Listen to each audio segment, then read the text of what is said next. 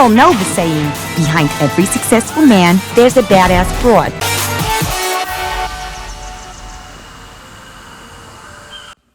This outfit was honestly so fun to put together and really reminded me of the final outfit she wears in the scene where she's driving away. Not that I tried to take inspiration from the film while creating these outfits. I wanted them to be things that I would genuinely wear, and I've had this red sequined pullover cardigan situation for so long sitting in my closet, and honestly I love it with this pink bralette, and the combination of the sequins, the silk, the velour, and the leather textures all differing just really makes for a really visually interesting and high-end looking outfit.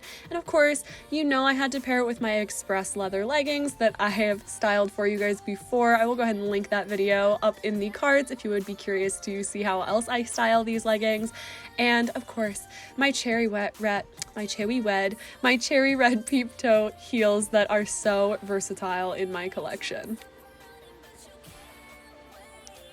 This second outfit is so casual. I really wanted to sort of dress down these pieces as much as I could so that they were less reminiscent of the film and more in line with my personal style. So I've got these cute little American flag shorts, which I feel like are a pretty basic item regardless of whether or not the color scheme matches this. I know there are tons of brands that actually put out shorts that look like this without being related to the movie at all, but keeping with these stars and stripes, sort of these like little shape motifs, I wanted to pair that with this cute little heart-shaped sequin bag, these really beautiful silver Cape Robin booties that are these just glamorous sparkly shoes, which I mean I feel like all of these outfits need a little bit of sparkle, and then of course a basic black halter top just to keep things rather neutral on top. The final look is me styling this obviously very themed coat.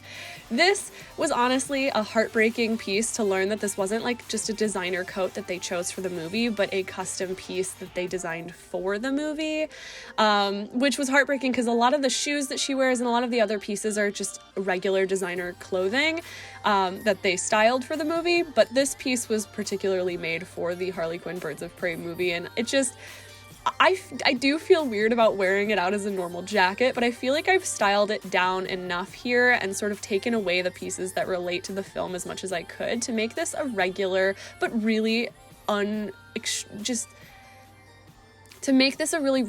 really extraordinary piece in my collection. So I've got this with this netted top in a t-shirt silhouette from Forever 21. I've paired that with a basic tube top underneath. This one I believe is like super cheap on Amazon.